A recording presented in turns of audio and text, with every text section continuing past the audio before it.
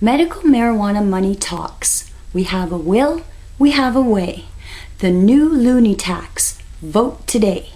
I have consumed cannabis nearly daily for 33 years and have experienced no detectable side effects. I have held various blue and white collar occupations, including administrative, construction, professional driving, restaurant, property management, acting, and film.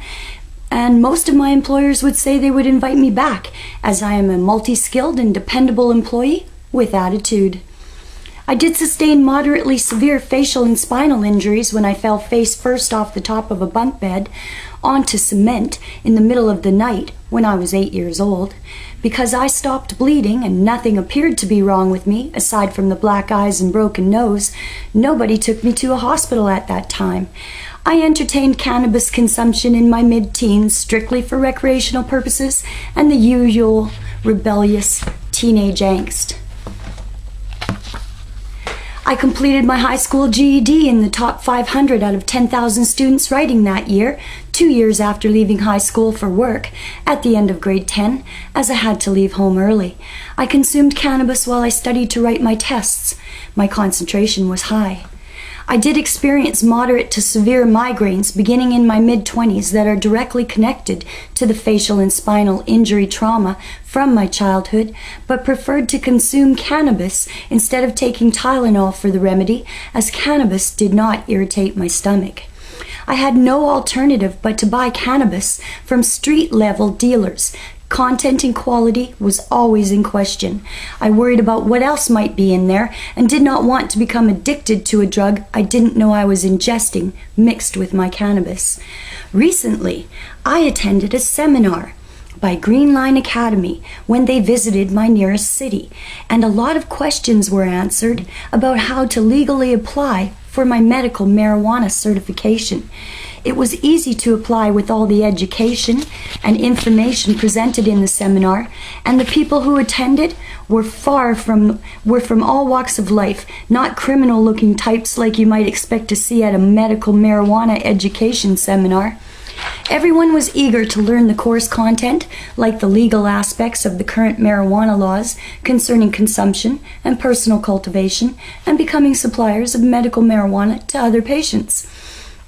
We learned how to grow cannabis professionally to become medical marijuana distributors, which eventually lessens the problem of the uncertainty of street-grade cannabis by supplying safer product from approved outlets. A doctor was part of the seminar and assisted with the application process. A passport-size photo, an application fee, and 10 weeks later, I got the certification in the mail. The backlog by January 2012 was 10 weeks for turnaround on an approval, and I'm still waiting for my card to show up, but I have my certification in my hand, good for 1 year.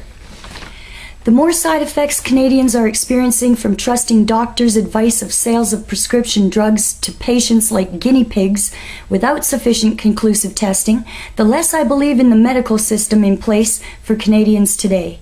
260 deaths from Pradaxa since 2010. Holy! Unless I'm bleeding or broken, I won't go to a doctor. Canadians should not be dying from taking a prescription drug under trusted doctors regulated by government trying to heal the people they are afflicting and killing.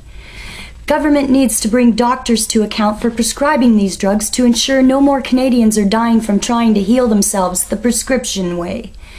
Not a single person has died from ingesting cannabis or even over-ingesting cannabis, and it's always been available for consumption on the streets since the early 60s. No side effects, no lawsuits, no deaths.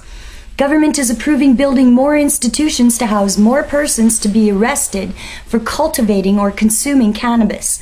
I suggest we put the doctors in there and the makers of these pharmaceuticals selling inadequately tested product. Let the Canadian family be a unit again. It should not be illegal to self-medicate. Families should not be torn apart simply for producing a medicinal herb in their own home for their personal consumption. This is exactly the way government and public acted right before alcohol prohibition ended. Take a look back. Enforce your civil rights and vote with your Looney now.